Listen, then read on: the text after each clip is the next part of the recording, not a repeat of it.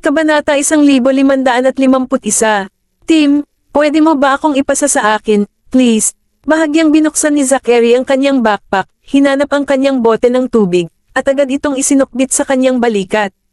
Ang bote ng tubig ay may kasamang strap sa balikat na ginagawang napakaginhawang dalhin. Kinuha ni Gavin, Oliver, at Jesse ang kanilang mga bote ng tubig at isinabit sa kanilang leeg. Ako na magdadala sa'yo, Jasper. Alok ni Timothy kay Jasper, nabitbit pa rin ang pagkain sa kanyang bag.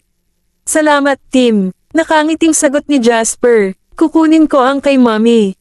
Kumuha si Zachary ng isa pang bote, isinukbit sa sarili niyang balikat. Sa ganitong paraan, hindi na kailangang magpumiglas si Tim. Ibigay mo sa akin si Mommy. Inabot ni Benjamin ang kanyang kamay. Eto, kunin mo. Masayang sabi ni Zachary sabay abot ng bote ng tubig ni Arisa sa kanya. Biglang naipamahagi ang lahat ng bote ng tubig, at hindi na kailangan ni Tim na magdala ng ganoon kabigat na backpack. Sa patnubay ni Benjamin, bumili sila ng kanilang mga tiket, at sa wakas ay pumasok ang pamilya sa zoo upang humanga sa mga hayop. Mommy, puntahan natin ang mga higanting panda. Halos hindi mapigilan ng mga maliliit ang kanilang kasabikan. Nagtipon sila sa paligid ni Arisa, sabik na makita ang mga higanting panda sa lalong madaling panahon. Lahat sila ay may espesyal na pagmamahal sa kanila. Napatingin sa kanila si Arisa na may halong pagtataka. Pumunta ka ba sa zoo para lang makita ang mga higanting panda? Hindi ka ba titingin sa ibang hayop? Mommy, hapon na lang ang natitira natin. Kung hindi natin agad makikita ang mga panda, mawawalan sila ng duty. Paalala ni Zachary kay Arisa, idiniin na napakaraming pandas ang makikita. Tungkol naman sa ibang mga hayop, hindi na mahalaga kung nakita man nila o hindi. Ngunit ang mga panda ay nasa pinakadulo. Hindi ba't nakakahiya kung hindi mo nakita ang ibang mga hayop sa daan? Pang-asar ni Arisa sa kanila. Tiyak na makikita natin ang mga panda. Ang zoo ay hindi nagsasara hanggang alas 6. Ngunit, Mommy, gusto naming makita ang mga higanting panda ng kaunti pa. Nag-aalalang sinimulan ni Jessie na iling ang kanyang braso. Napangiti si Arisa. Sige, tingnan muna natin ang mga panda. Paano ito? Bakit hindi mo nauna ang cable car ng zoo? Susunod kami ng daddy mo sa likod. Naka-wheelchair siya, kaya hindi siya komportableng dalhin ang cable car sa kanila. Mommy, may balak ba kayong maglakad ni daddy? Napatingin si Gavin sa kanilang dalawa. Medyo malaki ang zoo. Aabutin ka ng 1 oras bago ka papasok. Sa oras na iyon, Mommy mismo ang maraming aktibidad ng panda. Nakangiting bumaling si Arisa kay Benjamin. Sasakay ba tayo ng cable car? Tumingin si Benjamin sa kanya, hinahanap ang kanyang opinyon. Gusto mo bang maupo, o mas gusto mong pumasok? Ang kapaligiran ng zoo ay medyo kaaya-aya, at maaari ding maglakad-lakad upang pagmasdan ang iba pang maliliit na hayop. Gusto ko sanang maupo, kaya lang hindi maginhawa ang paggamit ng wheelchair. Napangiti si Arisa, kung hindi dahil sa wheelchair, siguradong kasama niya ang mga bata. Ang isyong ito ay madaling nalutas. Inutusan ni Benjamin ang bodyguard na dalhin ang wheelchair. Kasama ang ina at ang kanyang 6 na anak, sumakay sila sa cable car para pumasok sa panda enclosure. Wow! Ang ganda! May pabo reel dyan. Tumingin ka dyan. May baby tiger. Malapit bang malaking tigre yan? Natutulog sila. Hoy, sa tingin mo ba natutulog din ang mga panda? Dapat gising na sila ngayon. Ang 6 na maliliit na bata ay nagsiksikan, ang kanilang maliliit na ulo ay nakapikit, pinagmamasdan ang mga hayop sa labas at nasa sabik na nakikipagdaldalan. Pinagmamasdan ni Arisa ang mga bata, ang kanilang kainosentehan at kasiglahan ay bumungad sa kanila, isang matamis ng ngitiang. Bumalatay sa kanyang mukha, pagdating mo sa panda enclosure, dapat hindi ka masyadong maingay. Mas gusto ng mga panda ang katahimikan. Ayaw nila ng ingay. Mommy, naiintindihan namin. Sunod-sunod na lumingon ang maliliit na bata, tumugon sa kanya. Isang nakakaaliw ng ngiti ang ibinigay ni Arisa, na nakatingin din sa tanawin ng zoo. Nilinggan niya si Benjamin sa tabi niya at sinabing, medyo maganda ang tanawin dito, di ba? Sa katunayan, hindi masama sa lahat. Sagot ni Benjamin na ikinakapulupot ng braso sa kanya habang pareho silang humahanga sa tanawin sa labas. Mukhang mas malaki kaysa dati. Wala akong natatanda ang may leopard enclosure. Itinuro ni Arisa ang isang lugar na hindi kalayuan. Kabanata 1552. Sinulyapan ni Benjamin ang leopard enclosure, hindi sigurado kung ito ay pinalawak. Hindi niya kailanman binigyang pansin ang gayong mga bagay. Ano man ang kanyang kaalaman, si Arisa ay nag-e-enjoy sa zoo kasama ang mga bata. Mabilis na gumalaw ang kanilang cable car, naabot ang pinakaloob na panda enclosure sa loob ng wala pang 10 minuto. Nakarating na tayo. Hindi napigilan ng maliliit na bata ang kanilang pananabik at tuwang-tuwa. Mami, nandito na po tayo. Naningkit ang mga mata ni Jessie sa sarap ng bamaling siya kay Arisa. Tama, tumango si Arisa. Malapit na nating makita ang malalaking panda. Tandaan na huwag masyadong maingay pagdating natin doon. Ayaw natin silang takutin. Tumango ang maliit na babae. Naiintindihan ko, Mami, magsasalita ako ng mahina. Hininaan ni Jessie ang boses niya para siguraduhin. Naaliw, marahang hinaplos ni Arisa ang kanyang buhok. Huminto ang cable car, at nadapa si Benjamin. Binuhat niya muna ang 6 na bata bago niyakap si Arisa. Ako na mismo ang gagawa, lumipat si Arisa sa pinto, hawak ang braso ni Benjamin habang bumababa sa cable car. Dahan-dahan, binalaan siya ni Benjamin, na maingat na pinagmamasdan ang kanyang mga hakbang.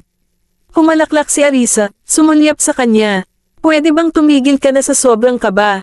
Walang magawa, mamantong hininga si Benjamin. Gusto kong makapagpahinga, ngunit hindi ko ito makontrol. Ngumiti ng matamis si Arisa. I can't handle you. Bumaba na tayo. Tinawag niya ang mga bata, at bumaba ang buong pamilya sa elevator. Nang makarating sila sa ground floor, hindi pa dumarating ang wheelchair ng bodyguard. Tiningnan ni Benjamin ang lokasyon ng exhibition hall at tinalakay ito sa mga bata. Hintayin natin ang wheelchair ng mommy mo bago pumasok. Sige, ang mga maliliit ay walang pagtutol. Sa halip, nag-aalala sila sa kalusugan ni Arisa at ipinakita ang kanilang pangangalaga sa kanilang ina. Nakangiting sabi ni Arisa, kung hindi ka makapaghintay, pwede kang pumasok at tumingin muna, basta huwag kang tatakbo. Sabay tayong papasok mamaya, sinabi ni Benjamin sa kanya, hindi komportable sa mga bata na papasok ng mag-isa. Nais niyang bantayan sila at tiyakin ang kanilang kaligtasan. Mommy, it's okay. Maghintay lang tayo ng konti. Tiniyak siya ni Gavin gamit ang malambing na boses, napansin niyang hindi nag-aalinlangan ang kanyang mga nakababatang kapatid na pumasok. Nakangiting tumingin si Arisa sa mga musmos. Sige na nga, sabay na tayo pumasok. Wow, isang pabo reel. Napansin ng batang babae ang isang lalaking pabo reel na damapo sa sanga ng puno at tuwang-tuwang tinawag ang lahat na tumingin. Napakaganda. Dilat na dilat ang mga mata ni Timothy, hindi man lang kumukurap habang pinagmamasdan ang pabo reel. Tingnan mo, pinapaypayan nito ang kanyang mga balahibo. Kailangan kong makuha ito. Mabilis na inilabas ni Jasper ang kanyang phone para kunan ng litrato. Nagulat si Arisa, nakatingin sa peacock na nakadisplay. Hindi ba ito ang exhibit ng panda? Bakit may pabo reel dito? Hindi ba sa harap ito noong huling dumating tayo? Ang pabo reel ay hindi nakakulong. Maaari itong lumipad dito. Ani Benjamin, may ngiti na naglalaro sa gilid ng lobby. Tek, ang pabo reel ay lumipad pababa. Masayang bulalas ni Oliver. Inilabas din ng ibang mga bisita sa zoo ang kanilang mga telepono upang kunin ang sandali nang makita nila ang pabo reel na nagpapaypay ng mga balahibo nito. Ito ay medyo isang showman, isang 360 degree na eksibisyon. Humalaklak si Zachary. Sa pagkakataong iyon, dinala ng bodyguard ang wheelchair ni Arisa. Nakarating sila sa isang maliit na bus mula sa parke, na medyo mas mabagal kaysa sa cable car. Mr. Graham, Mrs. Graham. Mabilis na inayos ng bodyguard ang wheelchair, na alerto sina Benjamin at Arisa, sumakay ka, itulak kita. Sabi ni Benjamin sabay hila sa braso ni Arisa para alalayan itong makaupo. Umupo si Arisa. Nang mapansin ang interes ng mga bata sa pabo reel, iminungkahi niya, panoorin natin ang pabo reel ng kaunti pa. Matapos mapagbigyan ang kanilang mga anak sa panonood ng mga pabo reel, tumuloy ang mag-asawa sa kulungan ng panda. Sa puntong ito, ang malalaking panda ay nagising mula sa kanilang pag-iidlap sa hapon at nasa kalagitnaan ng kanilang sesyon ng pagpapakain. Kumusta? Kumusta, malaking panda? Ang 6 na maliliit ay puno ng pananabik, bawat isa sa kanila ay idinidikit ang kanilang mga mukha sa salamin, ang kanilang mga mata ay nakatuon sa kaibig-ibig na malaking panda sa loob ng hindi man lang kumukurap. Binati nila ito ng palihim na pabulong. Kabanata 1553. Nang makita ang mga itim at puting furball, si Arisa ay lubos na nabihag. Ang panonood sa kanila na kumakain ay isang mapagkukunan ng stress para sa kanya, at nakita niya ang mga ito na hindi kapani-pani walang kaibig-ibig.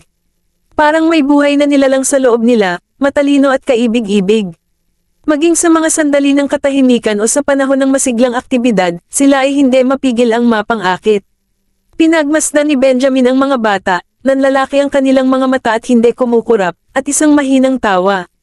Kinuha niya ang kanyang telepono at nagsimulang kumuha ng litrato sa kanila, natural na kumukuha rin ng ilang kuha ng mga higanting panda.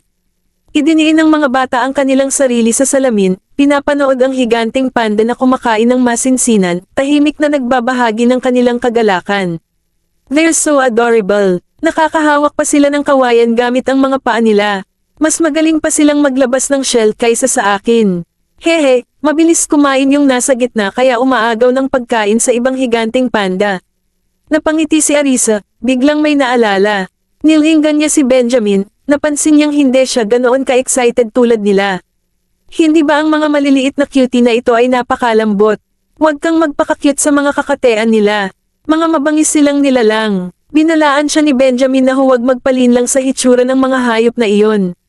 Bahagyang umawang ang lobby ni Arisa. Alam kong nilalang sila, pero hindi naman nakakabawas sa cuteness nila. At saka, kaya pa rin silang lapitan ng mga foster parents, gaya ng mga lobo na pinalaki mo. Estranghero lang ang inaatake nila. Dahan-daang tinapik ni Benjamin ang kanyang ulo, tama ka. Medyo marami pang panda sa unahan, gusto mo bang pumasok pa para makita sila? Hindi pa ako sapat sa iilan na ito. Ibinalik ni Arisa ang kanyang ulo, hindi nag-aksaya ng oras sa walang ginagawang pakikipag-chat sa kanya, sa halip ay nakatuon ng husto sa mga kaibig-ibig na hayop. Bakit hindi na ito kumakain? Tinitigan ni Timothy ang lumakad palayo, nakitang kakaiba ito. Puno na ba? Tanong ni Zachary na animated na lumilibot ang mga mata sa paligid. Bigla siyang napabulalas ng may kagalakan, napakabilis nitong umakyat sa puno. Ito ay isang mahusay na umaakyat. Nakangiting sabi ni Gavin na mas excited pa sa kanila. Hindi pa siya nakakapunta sa mga ganoong lugar noon, ngunit sa wakas ay makakasama na niya ang kanyang mga nakababatang kapatid na lalaki at babae. Ito ay tunay na isang pagpapala. Wow! Mahinang bulalas ni Timothy, muntik nang mahulog. Huwag kang mag-alala, hindi madaling masaktan ng isang higanting panda dahil sa pagkahulog. Napakakapal ng kanilang balahibo, natatawang sabi ni Oliver. Magiging kahanga-hanga kung maaari kong panatilihin ang isa. Ipinahayag ni Jasper ang kanyang pinakamalalim na pagnanasa. Gusto ko rin ng isa. Tumawa si Jessie, nawala na sa kanyang daydreams. Napangiti si Arisa. Ang mga ito ay bihira at protektadong mga hayop. Hindi sila maaaring itago bilang mga alagang hayop. Kahit na alam ito ng mga bata, hindi nila maiwasang makaramdam ng panghihinayang. Lahat sila ay naging mahilig sa gayong kaibig-ibig na mga hayop. Pwede kang mag-adopt, sumingit si Benjamin, nakapatong ang mga kamay sa likod ng wheelchair ni Arisa. Lumingon sa kanya si Arisa, nakangiting nagtanong, pwede ba akong mag-ampon?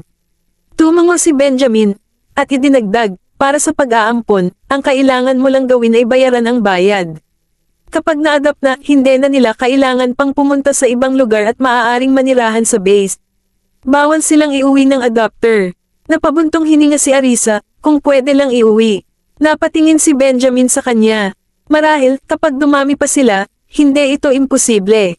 Sana, nadama ni Arisa na ang pagkamit ng araw na iyon ay magiging napakahirap.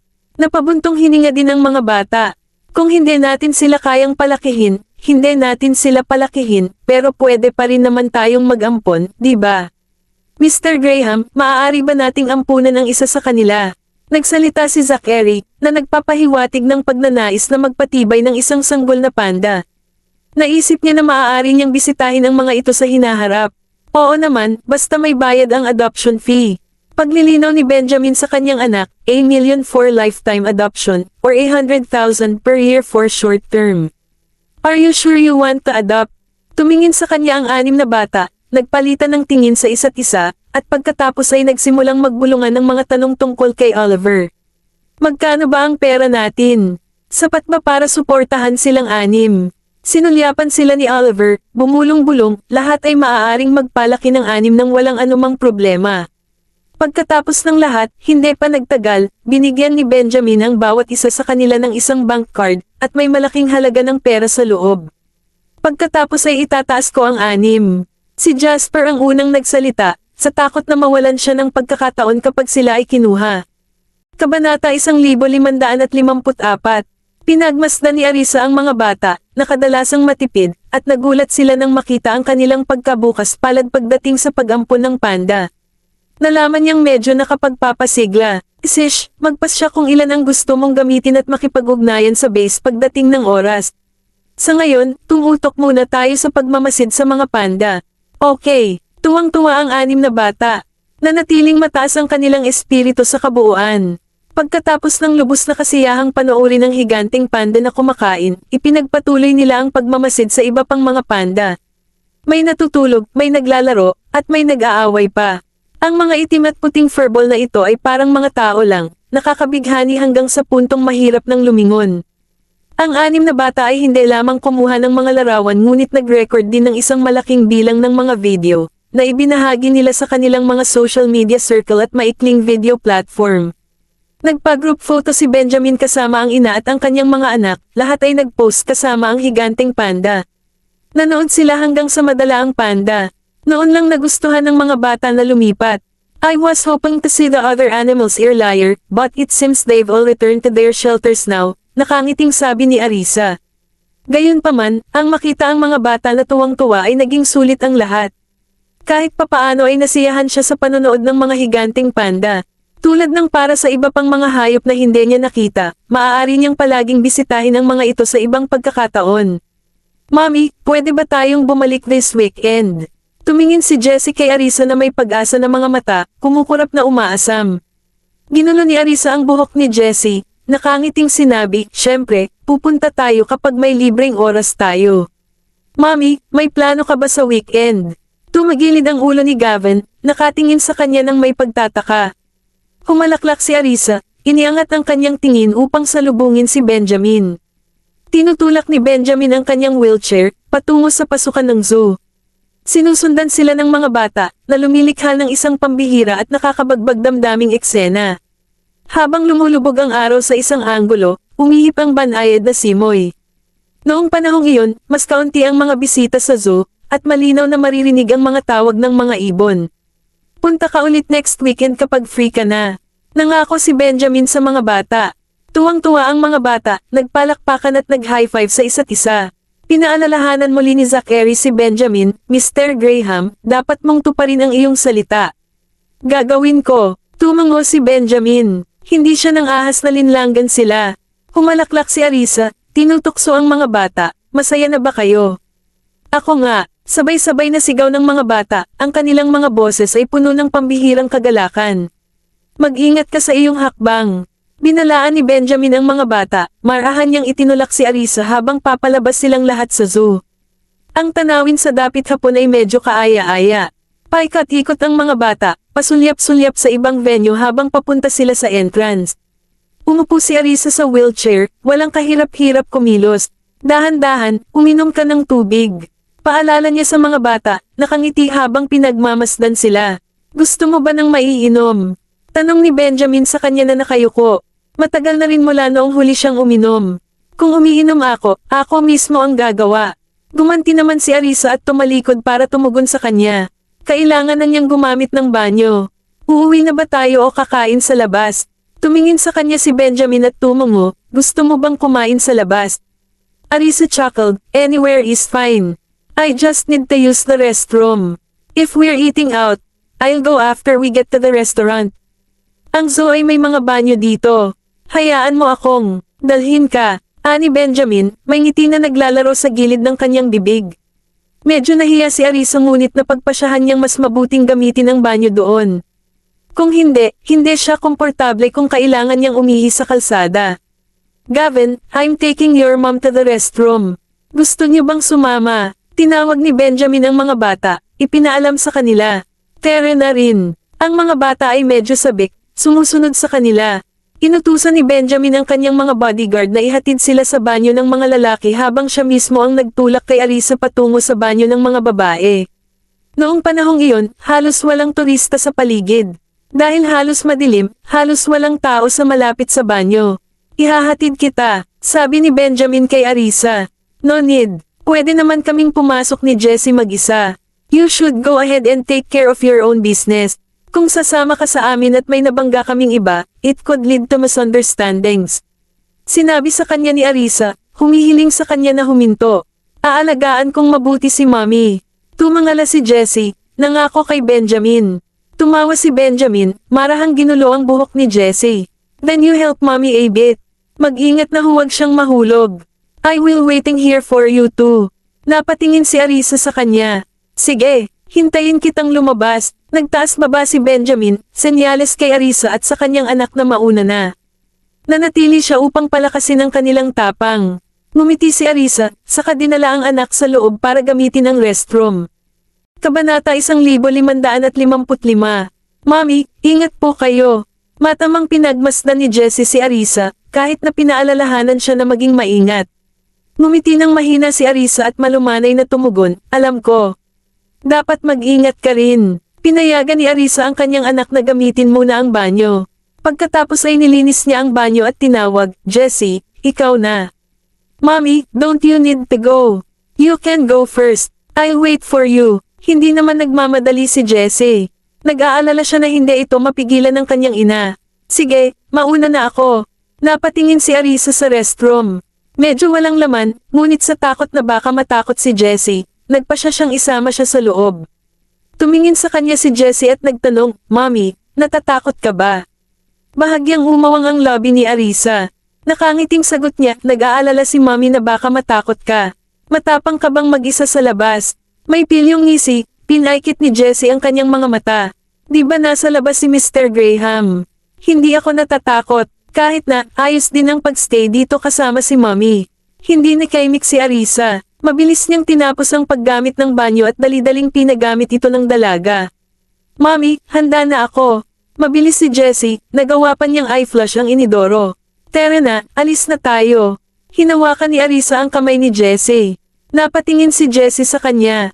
Mommy, ingat sa sahig. Naiintindihan. Nakangiting sabi ni Arisa habang sinulyapan ng dalaga, inakay ito palabas para maghugas ng kamay. Nakatalikod sa pintuan ng banyo, si Benjamin ang nasa telepono. Hindi alam ng maraming tao ang bagay na ito, tama ba? Matapos maghugas ng kamay sina Arisa at Jessie, lumabas sila para hanapin siya sa telepono. Nagtataka silang tumingin. Mommy, nasa labas na sila. Napansin ng matalas na batang babae ang paglitaw ni Gavin at ang kanyang grupo at tumakbo ito palapit sa kanila. Sinundan ni Arisa ang figure ni Jessie, nakasunod sa kanyang likuran. Nang makita niya ang mga bata, ngumiti siya. Hintayin mo ako sa wheelchair. Lalabas ako maya-maya. Iniligpit ni Benjamin ang kanyang telepono, lumapit kay Arisa, at mahinang sinabi sa kanya. Oh, napalingon si Arisa sa kanya, napansin niyang tense ang gwapong mukha ni Benjamin. Sino ang kausap niya ngayon sa telepono, at ano na naman ang nangyari? Sa sandaling iyon, lumapit ang mga bata, pinaalalahanan siyang umupo. Nang walang pagpipilian, umupo siya sa wheelchair. Mommy, ihahatid ka na namin sa labas. Si Zachary ay nakatayo sa likod ng wheelchair, at ang iba pang mga bata ay nagkumpulan din, itinulak siya. Teka lang, hindi pa lumalabas ang tatay mo. Paalala ni Arisa sa kanila, naghihintay kay Benjamin. Matanda na si tatay, hindi na natin siya kailangang hintayin dito. Maaari tayong maghintay sa labas kung saan mas maganda ang hangin. Sabi ni Gavin, tinulak ang wheelchair patungo sa labas. Napahawak si Arisa sa pagitan ng pagtawa at pagluha, pakiramdam na walang magawa. Nakaupo siya sa isang wheelchair, na hostage ng mga bata. Sige, hihintayin namin ang tatay mo dito. Tinuro niya ang gilid ng kalsada. Ang mga bata ay medyo matulungin, itinulak siya sa tabing daan upang hintayin si Benjamin. Lumipas ang ilang minuto, at lumabas si Benjamin, bumubulong, wala sa inyo ang naghintay sa akin. Pinaikit ng mga bata ang kanilang mga mata sa pagtawa, puno ng pagmamalaki. Hindi maganda ang hangin sa loob. Lumabas kami para mas comfortable si Mommy. Hindi nakaimik si Arisa. Sinulyapan niya ang mga bata, pagkatapos ay sinabi kay Benjamin, sinabi ko sa kanila na hihintayin kita sa loob, ngunit pinilit nila akong ilabas. Halos na hostage nila ako, wala siyang kontrol sa kanyang paggalaw. Tara na, sumulyap si Benjamin sa kanila, pumalit para itulak si Arisa. Napasulyap si Arisa sa kanya, napansin niyang mas normal ang ekspresyon nito. Kumpara sa pagpunta niya sa restroom, na nagpakalma sa kanya. Saan tayo pupunta para sa hapunan? Bahala ka. Casual na nakipag-chat sa kanya si Benjamin. Nang marinig iyon, nagkumpulan ang mga bata sa paligid nila. Mami, sa labas tayo kumain. Ang tagal na nating hindi kumakain sa labas. Tiningnan ni Arisa ang sabik na mukha ng mga bata at ngumiti. Ano ang gusto ninyong kainin? Nang marinig ng mga bata ang kanyang tanong, lubos na nagliwanag ang kanilang mga mata. Mami, pwede ba tayong kumain ng kahit anong gusto natin? Tanong ni Jasper na dilat ang mga mata sa pananabik. Kabanata 1556. Tahimik na bamulong ang bata sa tenga ni Arisa, dahilan para mapangiti ito. Gusto ba ninyong lahat kumain yan, o isa lang sa inyo? Nakangiting tanong niya habang nakatingin sa mga bata. Siya mismo ay medyo nakaramdam ng gutom, ngunit hindi siya sigurado kung papayag si Benjamin na pumunta. Lahat tayo gustong kumain. Paninindigan ni Jasper na may mapagpasyang tango, pagkatapos ay bumaling sa kanyang mga kapatid at nagtanong, hindi ba? Panipi, talaga. Tumango naman sina Gavin, Timothy, Zachary, at Oliver bilang pagsang-ayon. Bagamat hindi alam ni Jessie kung ano ang napiling kainin ng kanyang mga nakatatandang kapatid, lubos siyang nagtiwala sa kanilang hatol. Tumango bilang pagsang-ayon, hinawakan niya ang kamay ni Arisa at nagmamakaawa sa matamis na paraan, Mommy, let's go eat. Napatingin si Arisa sa kanila at ngumiti.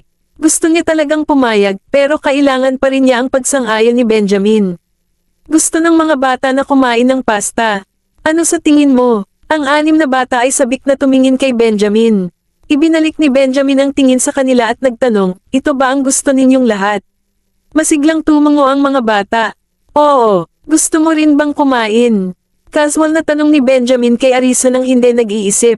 Ako, nanatili si Arisa ng mahinahong kilos, hindi nagpapakita ng anumang kahinaan. Sige, kain na tayo ng pasta. Sumang-ayon si Benjamin, tumango. Tuwang-tuwa ang mga bata at nag-high five pa ang isa't isa. Mr. Graham, napakabait mo. Nakakuha ka ng dagdag na puntos. Masayang sabi ni Jasper kay Benjamin. Isang kibot ang naganap sa sulok ng bibig ni Benjamin. Kaya, ang pagsang-ayon na kunin sila para sa pasta ay nakakakuha ako ng mga puntos. Ilang puntos, humalaklak si Jasper, naningkit ang mga mata sa saya habang nakatingin sa mga kapatid. Sa wakas, itinaas ni Gavin ang 5 daliri. 5 puntos, kumunat ang noo ni Benjamin at mapaglarong tinukso sila, ibig sabihin, bawat isa sa inyo ay bibigyan ako ng 1 punto. Eto na naman yung point mo, pati yung galing kay Mommy. 7 points na lang dapat diba? Sabi ni Zachary na nakakurba ang labi sa pilyong ngiti.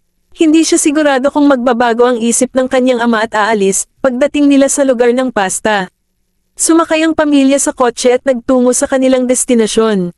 Ang mga bata ay nagsaliksik na kung saan mahahanap ang pinakamahusay na asul na keso pasta at pinangangasiwaan ang pagdidirekta sa driver sa daan. Pagdating sa storefront, pinagmasdan ni Benjamin ang hindi mapagpanggap na tindahan. Ang signboard sa itaas ay may nakasulat na blue cheese pasta, sa mga nakabold na letra. Nakakunot ang kanyang mga kilay nang lumingon siya sa mga bata at nagtanong, ito ba ang lugar na binanggit mo para sa pasta? Yep, the blue cheese pasta here is incredibly delicious. Pinagyayabang pa nga kami ng mga bata sa school. Never pa kami, pinagtawanan nila kami. Seryosong sabi ni Oliver. Magiliw na tinapik ni Arisa ang ulo ng anak. Ngayon, susubukan natin. It's nothing special. Pumasok na tayo. Tumingin si Arisa kay Benjamin, puno ng pananabik ang mga mata nito. Sa harap ng mga umaasam na titig ng ina at ng kanyang mga anak, nakita ni Benjamin ang kanyang sarili na hindi makatanggi. Tumango lang siya bilang pagsang-ayon. Pagpasok pa lang niya sa shop ay naamoy siya ng mabahong amoy. Pinisil niya ang kanyang ilong at agad na tumalikod para umalis. Honey, napalingon si Arisa sa kanya, nakaramdam ng matinding kalungkutan. Mommy, hindi naman magbabago ang isip mo at hindi mo na kami isasama kumain diba? Kinakabahang tanong ni Gavin. Bagamat naisip din niyang medyo mabango ito, hindi naman siya gaanong naiinis matapos itong ipaliwanag ni Zachary sa kanila. Kanina pa niya ito inaabangan. Kung hindi niya gusto, ang lasa, maaari niyang piliin na huwag kainin ng mga tipak ng asul na keso. No way, umorder na kayo guys, gusto ko na din kumain. Don't worry about your dad. Inilipat ni Arisa ang kanyang tingin, humanap ng pwesto kung saan mauupuan ang mga bata, at nagsimulang mag-order ng blue cheese pasta. Matagal na siyang hindi nakakaranas nito, at ang amoy pa lang ay natutunaw na ang bibig niya. Pinagnanasaan niya ito. Ang mga bata ay tuwang-tuwa, sabik na pumili ng kanilang mga paboritong pagkain mula sa menu. Nasa labas si Benjamin. Ilang sandali pa bago siya nakahinga. Nang makita niya silang pito, mag-ina, masayang nagsasaya sa loob, napakunot ang noo niya, ang gwapong mukha niya ay natense sa discomfort. Mr. Graham, are you alright? Tiningnan ng bodyguard ang distressed state ni Benjamin, nakaramdam ng simpatiya. Ikinaway ni Benjamin ang kanyang kamay nang hindi maalis-alis, ang kanyang mukha ay maasim sa kakulangan sa ginhawa. Medyo nakaramdam pa rin siya ng kaba sa tiyan. Actually, medyo malasa itong blue cheese pasta. Kaya lang medyo mabaho ang sauerkraut. Kapag nasanay ka na, hindi na big deal. Ang bodyguard, nang makasalubong ang tingin ni Benjamin, ay hindi nang ahas na ipagpatuloy ang pagsasalita. Tahimik siyang tumalikod at naglakad palayo. Kabanata 1557. Boss, huwag mo nang dagdagan ng masyadong cured meat ang laman ko. Ako na mismo ang magdadagdag ng condiments. Pinaalalahanan ni Arisa ang amo ng kanyang order. Bagamat may pinanabik siya sa pagkain ito, kailangan niyang lumaban alang-alang sa maliit na bata sa kanyang tiyan. Hindi niya kayang magpakasawa ng sobra. Oo naman, mangyaring maghintay ng ilang sandali. Nagulat ang may-ari nang makita niya ang 6 na bata na magkasing laki na kasama si Arisa. Lahat sila ay kapansin-pansing magkatulad, na medyo nakakabighani. Kailangang paalalahanan siya ni Arisa na kunin ito, at mabilis siyang nagpunta upang ihanda ang kanilang mga order. Nakangiting tumango si Arisa bago tumingin sa labas ng shop. Sinabi niya sa mga bata, umupo kayo dito at maghintay. Let me go check on daddy. Masunurin namang tumango ang 6 na maliliit. Ngayong nakapag-order na sila, hindi na sila nag-aalala na hindi sila pakainin ni Benjamin. Sa halip na lumabas para hanapin si Benjamin, nanatili sila sa loob ng restaurant, matiyagang naghihintay ng kanilang pagkain. Lumabas si Arisa sa shop at lumapit sa lalaki. Kumunat ang noo ni Benjamin, bahagyang naabala sa bango na namamalagi sa hangin. Okay ka lang ba? Sinulyapan siya ni Arisa, nagpipigil ng ngiti. Lumingon si Benjamin at sinalubong siya ng tingin. Halatang nagpipigil siya ng tawa. Mukha ba akong okay sa'yo? Humalaklak si Arisa bago siya nakasagot, ngunit pinutol siya ni Benjamin na may panunuyang tono. Pumayag ka bang dalhin ang mga bata sa lugar na ito? Hoy, hey, Benjamin. Huwag mo akong sisihin. Halatang ikaw ang pumayag na dalhin sila dito. Tsaka, anong meron sa lugar na ito? Ang pagkain ay masarap, kung ayaw mong kumain, hayaan mo ang iba na tangkilikin ito, ganti ni Arisa na ayaw sumuko sa kanya. Ang mga bodyguard ay maingat na tumalikod upang tumingin sa ibang lugar. Kumunat ang noo ni Benjamin. Kung alam ko lang napupunta tayo dito para sa ganitong klaseng pagkain, hindi na sana kita dinala dito. Medyo na-guilty si Arisa dahil hindi niya talaga tinukoy ang uri ng pagkain nang sabihin niyang pumunta siya rito. Nandito na tayo, at nag-order na tayo. Sayang kung hindi ka kumain. Kung ayaw mong pumasok, humanap ka ng ibang kainan. Dito ako titira kasama ang mga bata. Sinamon siya ng tingin ni Benjamin, lubos na galit, dapat kang sumama sa akin upang kumain sa ibang lugar at hayaan silang manatili dito. Nanlaki ang mga mata ni Arisa, nakita siyang nagmamayabang. Pero gusto kong kainin ito. How about you wait for us in the car? Kakain na tayo ng mabilis tapos uuwi na tayo, tapos kumain ka na. Nagmamadali siyang pumasok sa tindahan pagkatapos iwan ang mga salitang ito, sa takot na baka madala siya ni Benjamin. Galit na galit si Benjamin habang nakalapat ang kanyang mga lobby. Pagkapasok ni Arisa ay inihain na ang blue cheese pasta. Ang bawat isa sa mga maliliit ay may malaking plato sa harap nila na nagpapalabas ng isang nakakaakit na aroma. Mommy, magsisimula na tayong kumain. Sure, sige, sasamahan na kita. Mag-ingat na huwag masunog ang iyong sarili. Nakangiting sagot ni Arisa. Dinala siya ng may-ari ng pasta. Ito ba ang lahat ng iyong mga anak? Ah, oo. Nakangiting tumango si Arisa. Napaka-productive mo, at lahat sila ay kaibig-ibig. Puri ng may-ari. Natawa si Arisa dahil hindi rin niya inaasahan ang kanyang sarili na magiging fertile. Kumain ka na. Masarap habang mainit. Feel free to add any condiments. Binati sila ng may-ari bago nagmadaling umalis. Mommy, hindi ka ba magdadagdag ng parmesan cheese? Napatingin si Zachary sa mangkok ni Arisa na medyo mura. Dagdagan ko pa. Kumuha si Arisa ng parmesan cheese sa gilid at idinagdag sa pasta niya. Pagkatapos niyang ihalo, magsisimula na sana siyang kumain ng may. Umupo sa tabi niya. Lumingon siya upang makita si Benjamin na nakasuot ng maskara, mukhang hindi nasisiyahan. Napalunok siya ng kinakabahan. Gusto mo bang kumain? Napatingin si Benjamin sa kanya. Hindi. Umikot ang mata ni Arisa at bamulong, kung ayaw mong kumain, bakit ka papasok? Kung ang amoy ay nakakaabala sa iyo, maaari kang maghintay sa labas para sa amin. Huwag kang magdusa sa pamamagitan ng pagpasok sa iyong sarili. Tinitigan siya ni Benjamin na may malakas na aura. Sinulyapan ng mga kabataan ang mabigat na Benjamin at tahimik na kumain ng kanilang blue cheese pasta. Binigyan ni Arisa si Benjamin ng isang nakakatakot na ngiti, pagkatapos ay ibinaba ang kanyang ulo para kainin ang sarili niyang pagkain. Kabanata 1558. Kahit nakamaskara, hindi kinaya ni Benjamin ang amoy, at nagsalubong ang kanyang mga kilay. Naupo siya roon ng hindi kumakain, at ang kanyang nakakatakot na presensya ay napuno ng hangin, na ginawa ang iba pang mga customer na hindi mapalagay. Mabilis nilang tinapos ang kanilang pagkain at umalis. Kahit na ang mga customer nakakapasok lang para mag-order ay naramdaman ang awkward na kapaligiran. Nang makita nila ang nakakatakot na kilos ni Benjamin, natakot sila at nag-alinlangan na ipagpatuloy ang pag-uutos. Napansin ito ni Arisa at nakaramdam ng paumanhin sa may-ari. Marahan niyang tinulak si Benjamin gamit ang kanyang braso. Bakit hindi mo kami hintayin sa kotse? Tinakat mo lahat ng customer nila.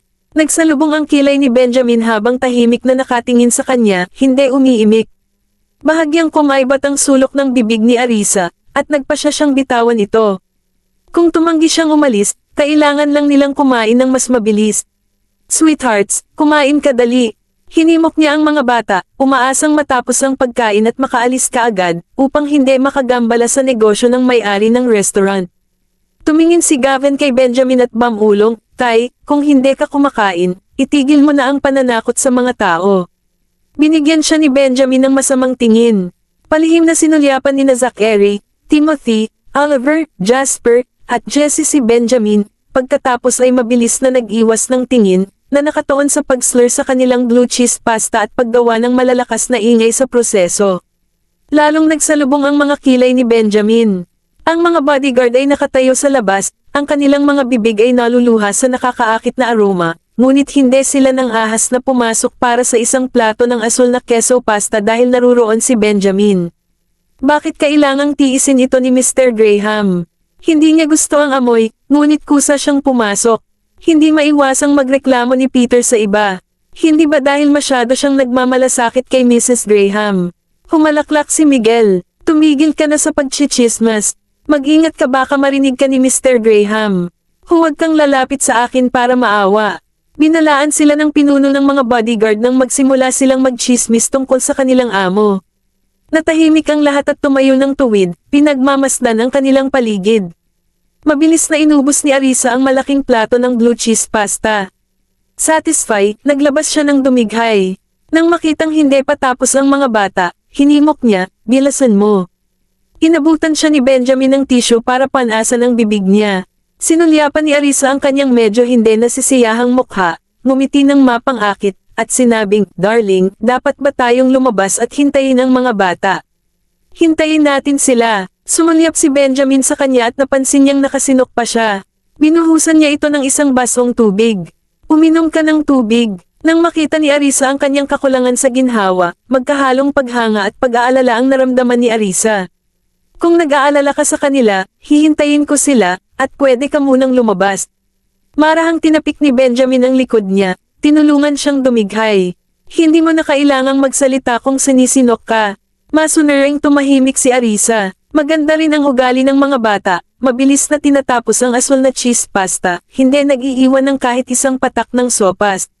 Maging si Timothy ay naubos ang laman ng kanyang plato. Malinaw kung gaano kasaya ang mga bata sa ulam. Sumulyap si Benjamin sa kanila at itinuro, panasan ninyo ang inyong mga bibig. Bumangon na siya para ayusin ang bayarin. Pinagmasdan siya ni Arisa ng mahusay na iniskan ang QR code para magbayad, na medyo sentimental. Siya ay nagiging mas down to earth. Kung sumama siya sa kanila para sa blue cheese pasta, mas naging down to earth. Siya, Pagbalik ni Benjamin, sinalubong niya ang mga mata nito, na puno ng tawa, at mapaglarong pinisil ang ilong nito. Anong ngilingiti-ngiti mo? Ngumisi si Arisa. Darling, mas magiging masaya kung samahan mo kami sa pagkain ng blue cheese pasta. Gusto mo? It will be my treat. Salamat, ngunit hindi salamat. Talagang hindi kinaya ni Benjamin ang pagkain ito, hinayla siya palabas. Tara, uwi na tayo. Tumawa si Arisa, at tumalikod para tawagin ang mga bata. Sweethearts, let's go. Salamat, sir at ma'am. Ang sarap talaga ng blue cheese pasta mo. Pinuri ng mga bata ang mga may-ari ng tindahan bago sumunod kina Benjamin at Arisa na umalis. Kung nakita mong masarap, bumalik ka ng madalas. Masayang pinagmamasdan ng tindera ang pag-alis nila, nakita ang gayong kaibig-ibig na mga bata na talagang isang pambihirang tanawing makikita. Kabanata 1559. Sumakay ang pamilya sa kotse at dirdiretsong bumalik sa tirahan ng Graham. Ang 6 na maliliit na bata, na nabusog ang kanilang mga gana, ay nakapatong sa kanilang mga upuan, kontento at busog. Si Arisa naman ay nabusog na at napasandal sa kanyang upuan. Walang nagsalita, napasulyap siya sa lalaking katabi niya, napansin niyang nakamaskara pa ito. Hindi niya maiwasang mapangiti. Bakit nakamaskara ka pa? Hindi ba komportable? Sinundot niya ang braso ng lalaki, binigyan siya ng malumanay na paalala. Sinulyapan siya ni Benjamin ngunit hindi niya tinanggal ang maskara. Mas hindi komportable kung wala ito. Lihim na inilibot ni Arisa ang kanyang mga mata. Sinisisi niya ang mga ito sa amoy.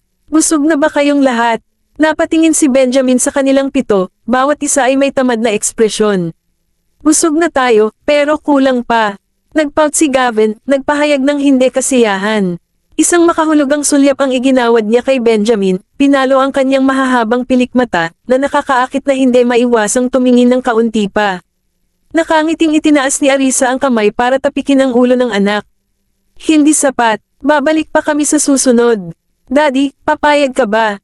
Sinadya ni Gavin na tumingin kay Benjamin nang hindi kumukurap.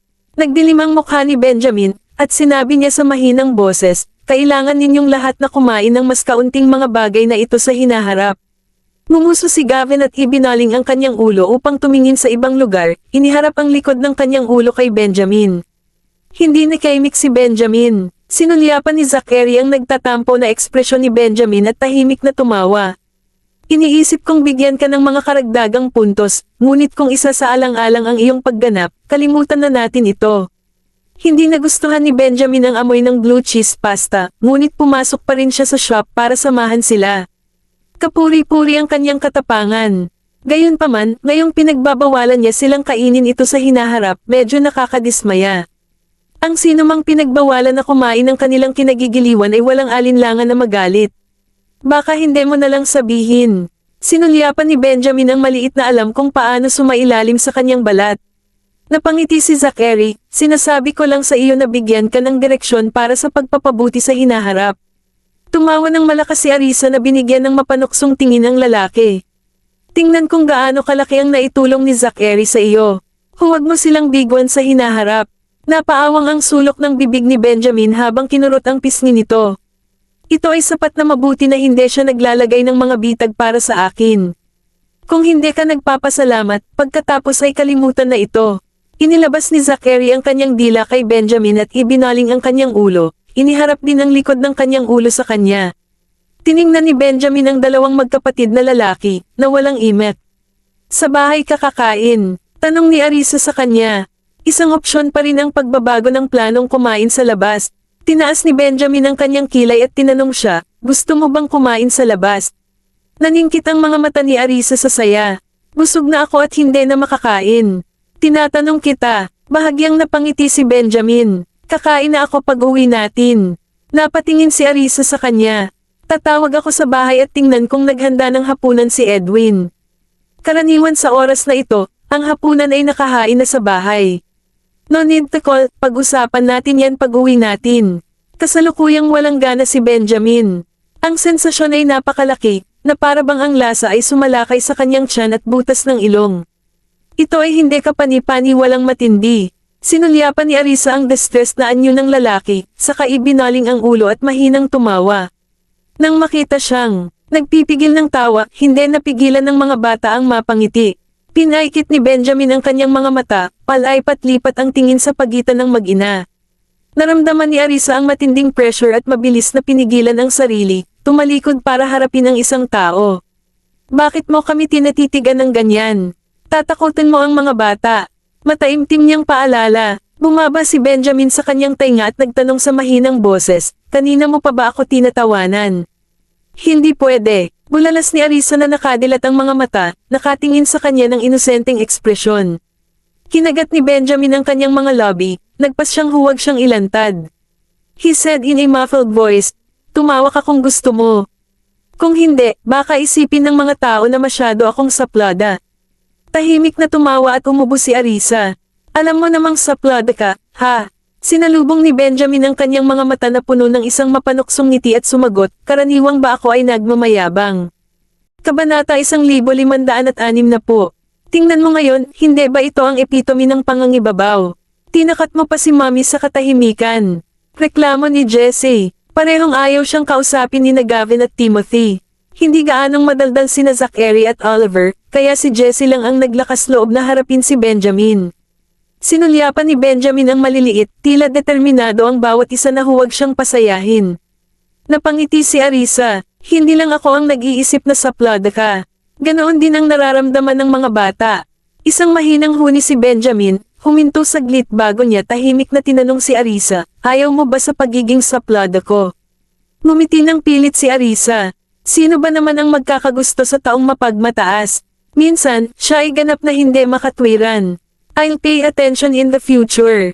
If I'm overbearing, remind me. Mapagpakumbaba na nangako si Benjamin. Napangiti si Arisa, walang sinasabi sa kanya. Nasabi na niya ang mga salitang ito dati. Kung ikukumpara noong una niya itong nakilala, malaki ang pinagbago niya. Malaki ang pinagbago mo, bulalas niya. Tumaas ang isang kilay ni Benjamin, hindi napigilan ang isang ngiti na sumilay sa gilid ng kanyang bibig nang matanggap ang papuri nito. Pinagmamasdan ng mga musmos ang titig ni Benjamin kay Arisa, at hindi nila maiwasang mapangiti. Lalong nanlalambot ang tingin sa mga mata ng kanilang ama. Pag-uwi, si Arisa at ang mga maliliit ay inutusan ni Benjamin na maligo. Si Arisa ay parehong naaliw at nainis, ngunit wala siyang ibang magawa kundi ang akayin ang mga bata sa itaas para maligo. Siyempre, sa sandaling dumampi ang kanyang paa sa lupa, siya ay natangay sa kanyang mga paa at dinala sa itaas ng isang tao. Sige na, kumain ka na. Pwede ko na iakyat ang mga bata. Paalala ni Arisa, nakapulupot ang mga braso sa leeg niya. Lahat sila ay kumain ng blue cheese pasta, kaya hindi sila nagugutom. Pero iba para sa kanya dahil wala pa siyang kinakain. Kung hindi siya kumain sa oras, magsisimulang kumilos muli ang kanyang tiyan. Maliligaw din ako. Bumaba ang tingin ni Benjamin sa kanya. Ang kanyang katawan ay natatakpan ng amoy, at nakaramdam siya ng hindi komportable na walang shower. Pinagmasdan ni Arisa ang gwapong ngunit medyo nalungkot na mukha at hindi maiwasang mapangiti. Naghahaponan sina Darius, Mary, at ang iba pa sa dining room. Nang makita silang bumalik, sumigaw sila, bakit ang aga mong bumalik? Kumain na ba kayo? Halika at kumain na. Tay, Lola, kumain na po kami, pero hindi pa po kumakain si Benjamin. Kakain na po siya pagkatapos maligo. Mauna na po kayo. Sumagot si Arisa sa mga matatanda, at binuhat siya ni Benjamin. Lolo, may blue cheese pasta kami sa labas. Maliligaw na po kami. Kakain muna kayo ni Lola, at mamaya na kami bababa para makipaglaro sa inyo. Nagpaalam na rin si Gavin kay Darius bago inakay ang mga kapatid sa itaas para maligo. Kung hindi, nakakatakot kung magwawala ang kanyang ama. Oo naman, umalis ka na. Ngumiti si Darius at pinaalalahanan sila, maraming ulam si Edwin. Bumaba ka na mamaya at samahan mo kami. Nakuha mo, Lolo. Tumugon ang 6 na maliliit at sumunod kay Benjamin sa itaas upang maligo. Pagbalik sa kwarto, iminungkahi ni Arisa na maligo muna si Benjamin, ngunit tumanggi siya. Makatipid ng oras kung gagawin natin ito ng magkasama. Binuhat siya ni Benjamin sa banyo. Bahagyang umawang ang lobby ni Arisa. Kumakain na si Papa at ang iba pa sa ibaba. Mabilis kang maghilamos at sumama sa kanila sa hapunan. Kung hindi, lalamig ang pagkain at hindi masarap ang lasa. Kakain ka rin mamaya. Ibinaba siya ni Benjamin at inayos ang temperatura ng tubig. Hindi na ako nagugutom. Napatingin si Arisa sa kanya. Medyo malaki ang portion ng blue cheese pasta. Kumain ka ng gulay. Anong uri ng nutrisyon ang makukuha mo sa pagkain ng bagay na iyon? Nagpahayag si Benjamin na puno ng panunuyaang mukha. Napangiti si Arisa. Ano ang ibig mong sabihin sa bagay na iyon? Isa rin itong uri ng pagkain. Maligo ka na. Utos ni Benjamin. Napasulyap si Arisa sa mapilit na lalaki. Isang kurba ang nabubuo sa gilid ng kanyang bibig. Naiintindihan. Matapos maligo ang dalawa ay bumaba na sila. Ang mga bata ay nakaupo na sa hapagkainan, kumakain kasama ang mga matatanda. Hindi pa ba kayo busog? Nakangiting tanong ni Arisa. Lahat sila ay nilalamon ng pagkain na parang hindi pa kumakain. Hehe, ang sarap ng mga luto ni Mr. Whitley. Sabi ni Oliver sabay punas sa salamin niya na fogged up. Tanggalin mo yung salamin mo. Wala kang makikita. Tinapik ni Arisa ang ulo ng anak na nagpapaalala. Okay. Tinanggal ni Oliver ang salamin niya at nagpatuloy sa pagkain.